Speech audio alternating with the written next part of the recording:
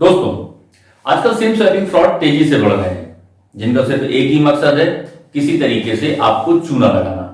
मतलब आपके bank account से अमाउंट ट्रांसफर करना, पैसे चुराना, जो भी आप समझ लीजिए। ये एक साइबर क्राइम है। आप लोगों ने कभी ना कभी कहीं ना कहीं तो सुना ही होगा ना कि फलाने के अकाउंट से इतना अमाउंट निकल गया, इतना अमाउंट निकल गया। कभी वो रिपोर्ट लिखाने जा रहे हैं, कभी ये। तो इस तरह से कहीं ना कहीं कोई ना कोई घटना हमारे सामने आती रहती है। और आज की डेट में ज्यादातर लोग अपना बैंकिंग डिटेल अपने मोबाइल में रखते हैं, है ना। उनके पास अगर कोई ओटीपी भी बैंक से आता है तो मोबाइल पे आता है। तो इन सब चीजों में आजकल ज्यादा सावधानियां बरतने की जरूरत है। तो ये क्या है और इससे कैसे बचा जाए, तो आज की वीडियो में हम इसी टॉपिक पर बात करेंगे कि सिम स्वैपिंग क्या है और इससे कैसे बचा जाए। तो चलिए दोस्तों, शुरू करते हैं। तो दोस्तों, वीडियो शुरू करने से पहले मेरी रिक्वेस्ट है कि जिन लोगों ने मेरे चैनल को अभी तक सब्सक्राइब नहीं किया है वो प्लीज मेरे चैनल को सब्सक्राइब कर लें। अब शुरू करते हैं। तो ये सिम स्वैपिंग क्या है? तो दोस्तों, जिन लोगों को नहीं पता उन्हें मैं बता दूं कि सिम स्वैपिंग एक नॉर्मल प्रोसेस है जो नॉर्मली यूजर्स को कभी ना कभी जरूरत पड़ती ही पड़ती है। आपको अपना सिम, अगर आपका सिम पुराना हो गया है, कट गया है, या उसमें और भी कोई दिक्कत आ रही है, तो उसी नंबर को बदल के अगर आप दूसरा सिम ले रहे हैं उसी नंबर का, तो उसे इस प्रोसेस को सिम स्वैपिंग कहते हैं। ये हमें जरूरत कब पड़ती है? जब आपका मोबाइल गुम हो गया या चोरी हो गया, आपका सिम कट गया है या कुछ उसमें दिक्कत और भी कोई प्रॉब्लम आ रही है, तब नॉर्मली हर यूजर्स को कभी ना कभी सिम स्वैपिंग से गुजरना ही पड़ता है। उसे जरूरत पड़ती ही रहती है। हो सकता है किसी को अभी तक ना पड़ी हो, लेकिन मोस्टली यूजर्स इसका यूज करते हैं। दोस्तों, सिम स्वैपिंग एक ऐसी टेक्निक है जिसकी हेल्प से आपका जो आपने अपनी मेहनत से कमाया हुआ पैसा है, आपने अपने अकाउंट में रखा हुआ है, दिन रात मेहनत करके जो पैसा आप कमा कर अपने अकाउंट में रखते हैं, उसे चुराने की कोशिश करते हैं। क्योंकि इस टेक्निक में आपके सिम का नंबर किसी दूसरे सिम पर एक्टिवेट कराया जा सकता है। इस सिम स्वैप का बहुत ही गलत तरीके से फायदा उठाया जा सकता है। इसमें किसी आदमी को पहले टारगेट किया जाता है, उसके बारे में उसकी पूरी निजी जानकारी जितना भी होता है, पूरी इंफॉर्मेशन, उसकी प्राइवेट इंफॉर्मेशन पूरी इकट्ठी की जाती है। फिर किसी तरीके से उसका सिम बंद कराया जाता है। बंद कराने के टाइम फिर दूसरा सिम जो आपका ऑपरेटर है उसे कॉल करके दूसरे सिम में वही नंबर एक्टिवेट कर दिया जाता है। और फिर होता क्या है कि आपके मोबाइल के सिग्नल गायब, आपका सिम बंद।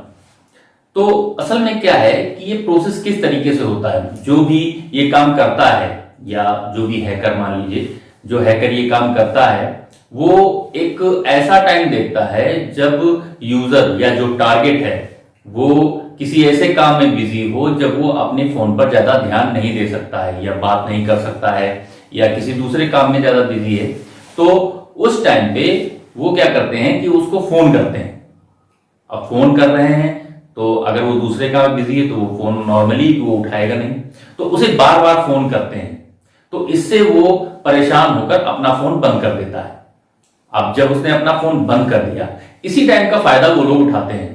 वो क्या करते हैं कि आपकी जो जानकारियां, जो पहले से जो प्राइवेट इंफॉर्मेशन वो पहले से लेके रखे हुए हैं, तो जब आपने अपना फोन बंद कर दिया तो उसी टाइम पे वो जो है आपके ऑपरेटर को फोन करते हैं। और ऑपरेटर को फोन करके आपके सिम, या मतलब आप मालिक बनके, खुद उस सिम का मालिक बनके वो बात करते हैं और बोलते हैं कि सिम मेरा मोबाइल चोरी हो गया, या कुछ भी ऐसा बता दिया कि डैमेज हो गया या चोरी हो गया।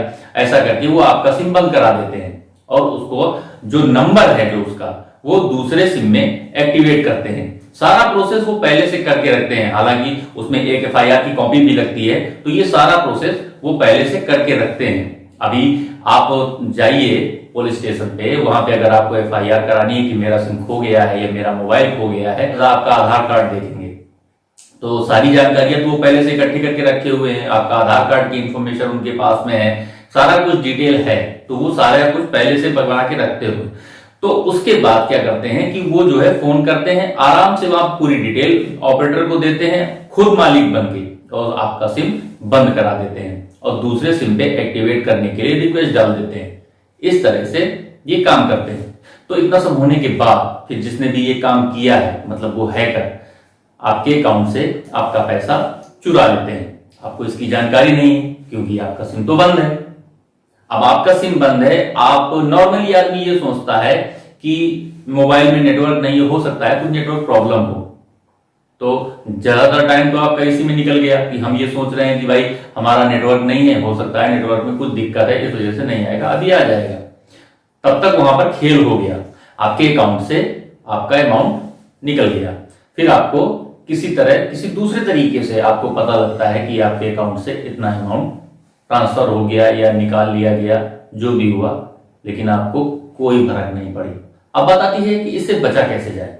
तो आज मैं आपको कुछ ऐसे तरीके बताऊंगा जिनका यूज करके आप फ्यूचर में होने वाले फ्रॉड से बच सकते हैं। सबसे पहली बात कि अपनी प्राइवेसी बनाकर रखें। आप किसी को अपने बारे में या अपनी प्राइवेट डिटेल जो भी है, आपकी प्राइवेट इंफॉर्मेशन है, किसी के साथ में शेयर ना करें।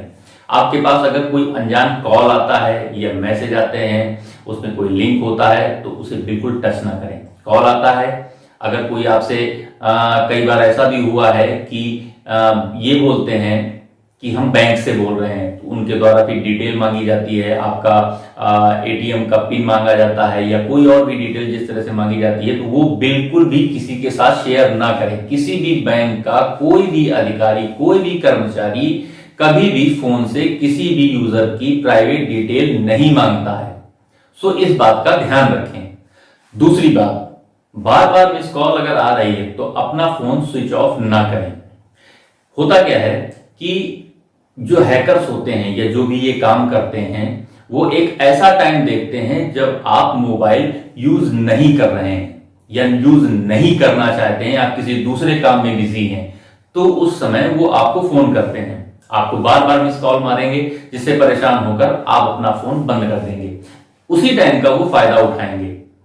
तो जितना हो सके, आपके पास अगर कोई मिस कॉल आ रही है, बार बार मिस कॉल आ रही है, तो आप उसे बिल्कुल भी ये ना सोचें कि मैं फोन बंद कर दूं तो इससे मैं थोड़ा सा बच जाऊंगा, परेशान नहीं होऊंगा, मैं अपना काम कर लूंगा। ये बिल्कुल भी दिमाग में मत लाएं, अपना फोन बंद बिल्कुल ही ना करें। आपने अपने बैंक अकाउंट में अपना मोबाइल नंबर तो रजिस्टर कराया ही होगा। अब थोड़ा सा एक कदम और आगे, अपने अकाउंट में अपना ईमेल एड्रेस उसे भी रजिस्टर करा लीजिए। अगर बाई चांस आपका फोन किसी तरीके से बंद होता है या कुछ दिक्कत होती है उसमें, तो आपके अकाउंट पे जो ट्रांजैक्शन अगर हो रहे हैं, अगर उसमें कुछ भी गड़बड़ी होती है, तो आपको ईमेल के जरिए आपको उसकी इंफॉर्मेशन मिल जाएगी। दूसरी चीज, आप अपनी बैंकिंग का यूज कभी भी पब्लिक वाईफाई या पब्लिक हॉटस्पॉट में बिल्कुल ना करें। बस स्टेशन, रेलवे स्टेशन या कोई और भी इसी तरीके की, तो वहां पे आप अपनी बैंकिंग का बिल्कुल यूज ना करें। बैंक या किसी और वेबसाइट के यूआरएल में HTTPS ये जरूर होना चाहिए। अगर सिर्फ HTTP है, P के बाद S नहीं है, तो उस वेबसाइट या उस लिंक को बिल्कुल मत छेड़ें, क्योंकि अगर S नहीं है तो इसका मतलब यह है कि वो वेबसाइट या वो लिंक सिक्योर नहीं है, वो इनक्रिप्टेड नहीं है। उसमें जो आप कुछ करते हैं, आप उसमें कुछ अपनी डिटेल देते हैं, तो उसे कोई भी बड़ी आसानी से देख सकता है। दूसरी चीज, बैंक का कोई भी यूआरएल या किसी आपके काम की कोई अगर वेबसाइट है, उसका कोई भी यूआरएल कभी कॉपी करके पेस्ट ना करें। उसे हमेशा मैन्युअली अपने हाथ से एंटर करें, क्योंकि होता यह है कई बार कि उसी से काफी मिलते जुलते यूआरएल आपको भेज दिए जाते हैं मैसेज के थ्रू, जो काफी उसी तरह सिमिलर देखते हैं और जल्दी जल्दी में कोई उस पर ध्यान नहीं देता है।